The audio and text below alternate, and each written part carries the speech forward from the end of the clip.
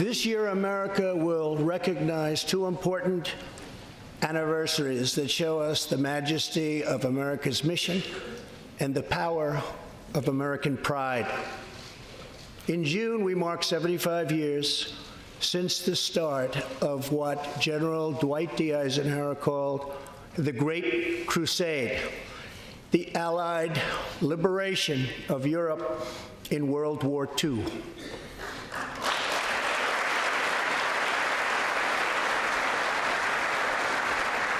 On D-Day, June 6, 1944, 15,000 young American men jumped from the sky, and 60,000 more stormed in from the sea to save our civilization from tyranny.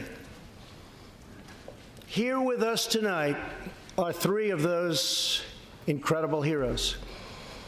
Private First Class Joseph Riley, Staff Sergeant Irving Locker, and Sergeant Herman Zaitchik. Please.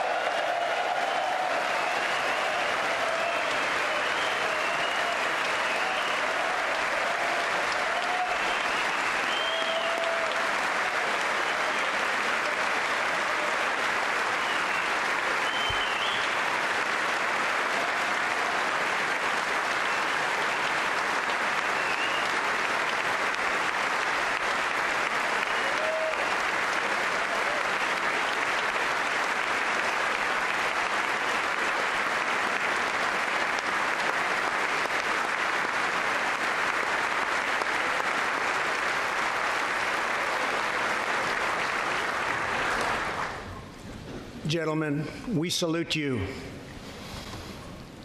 In 2019, we also celebrate 50 years since brave young pilots flew 250,000 miles through space to plant the American flag on the face of the moon. Half a century later, we are joined by one of the Apollo 11 astronauts who planted that flag, Buzz Aldrin.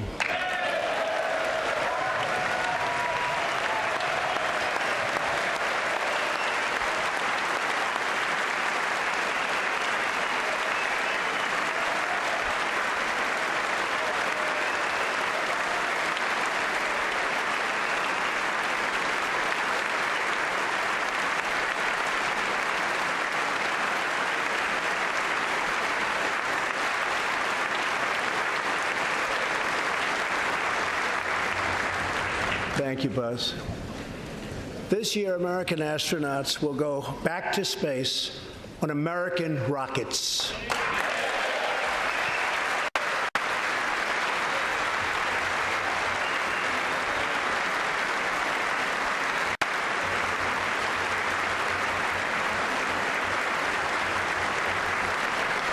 In the 20th century, America saved freedom, transformed science, redefined the middle class, and when you get down to it, there's nothing anywhere in the world that can compete with America.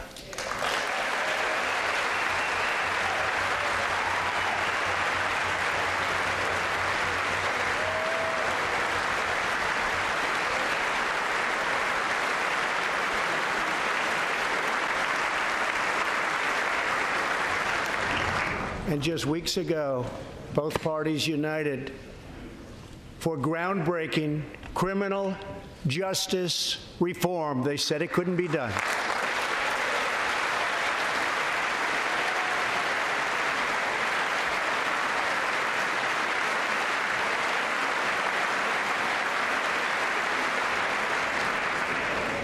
Last year, I heard through friends the story of Alice Johnson.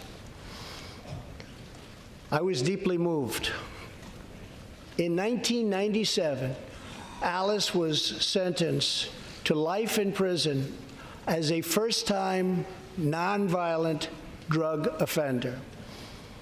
Over the next 22 years, she became a prison minister, inspiring others to choose a better path. She had a big impact on that prison population and far beyond.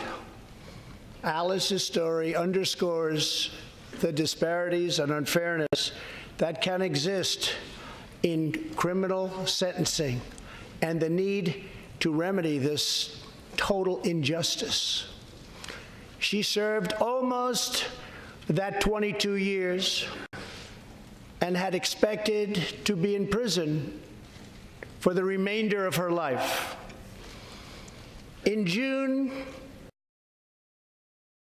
sentence, when I saw Alice's beautiful family greet her at the prison gates, hugging and kissing and crying and laughing, I knew I did something right. Alice is with us tonight, and she is a terrific woman. Terrific. Alice, please.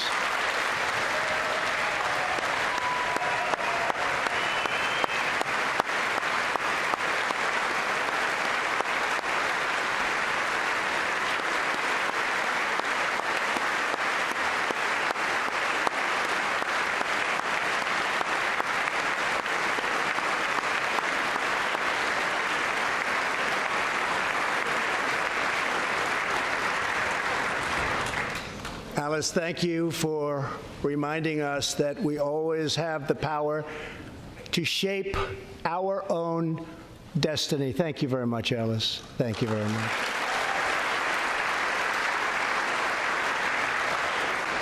Inspired by stories like Alice's, my administration worked closely with members of both parties to sign the First Step Act into law. Big deal. Big deal.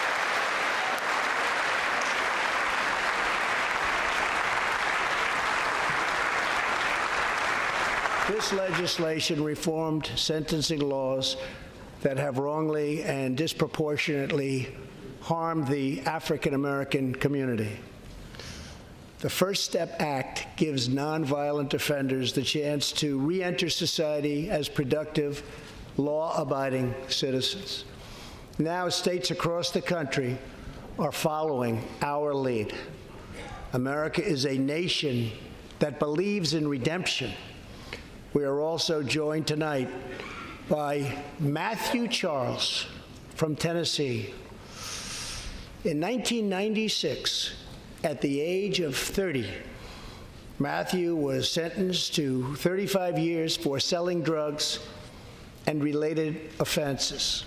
Over the next 2 decades, he completed more than 30 Bible studies, became a law clerk, and mentored many of his fellow inmates. Now Matthew is the very first person to be released from prison under the First Step Act.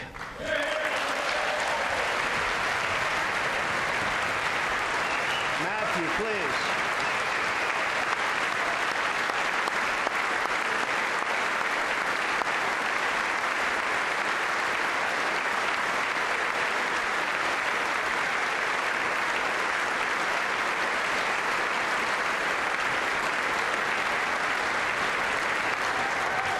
Thank you, Matthew.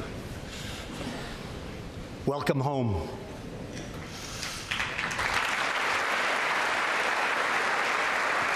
Can get behind the fight against childhood cancer.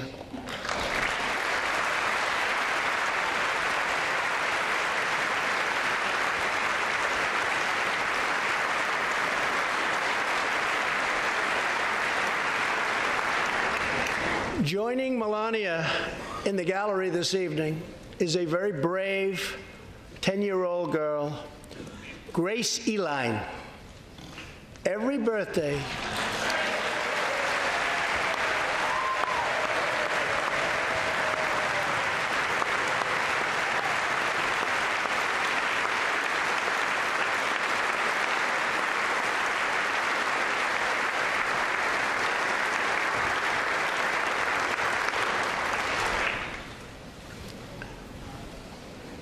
hi, Grace. Every birthday since she was 4, Grace asked her friends to donate to St. Jude's Children's Hospital.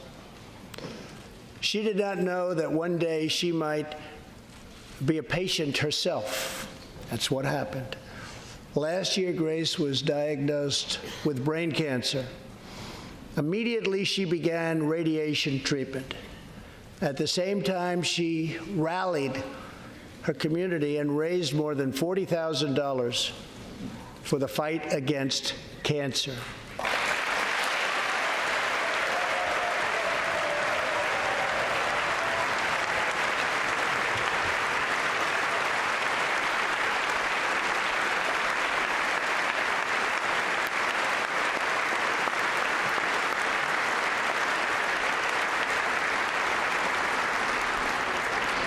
When Grace completed treatment last fall, her doctors and nurses cheered. They loved her. They still love her. With tears in their eyes, as she hung up a poster that read, "Last day of chemo."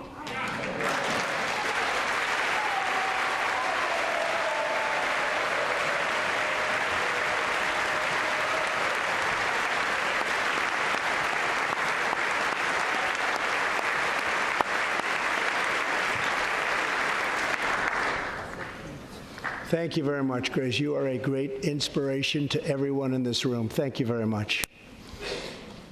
Many childhood cancers have not seen new therapies in decades. My budget will ask Congress for $500 million over the next 10 years to fund this critical life-saving research. Tonight, we are also joined by Pittsburgh survivor, Judah Samet. He arrived at the synagogue as the massacre began. But not only did Judah narrowly escape death last fall, more than 7 decades ago, he narrowly survived the Nazi concentration camps.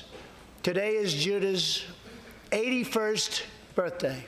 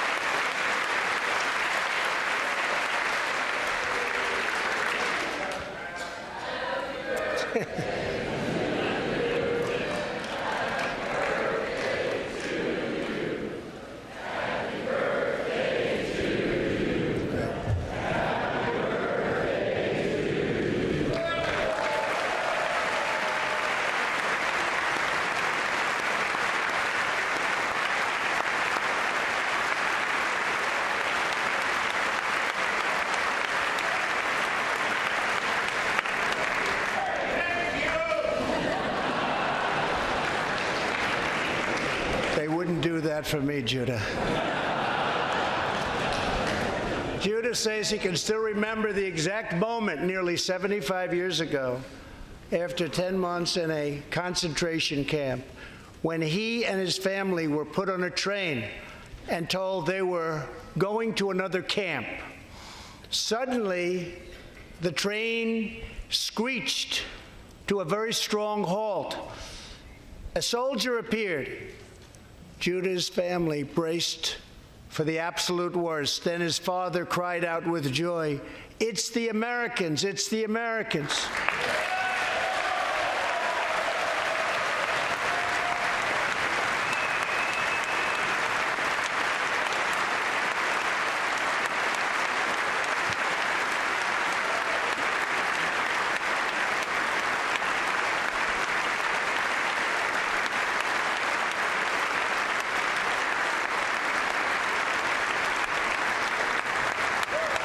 Thank you.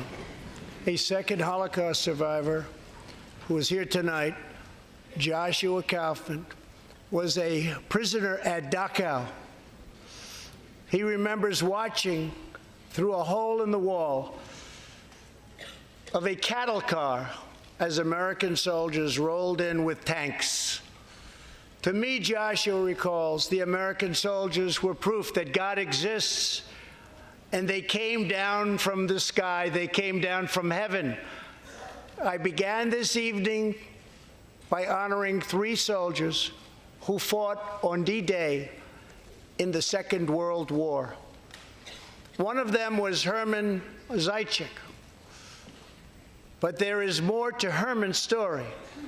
A year after he stormed the beaches of Normandy, Herman was one of the American soldiers who helped liberate Dachau.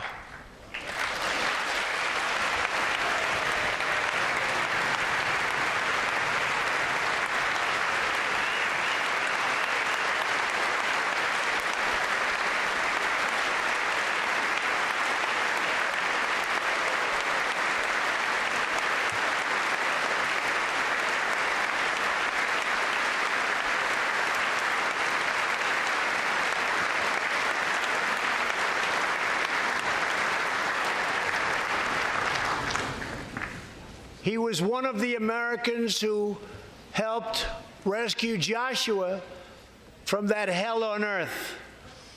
Almost 75 years later, Herman and Joshua are both together in the gallery tonight, seated side by side, here in the home of American freedom. Herman and Joshua, your presence this evening is very much appreciated. Thank you very much.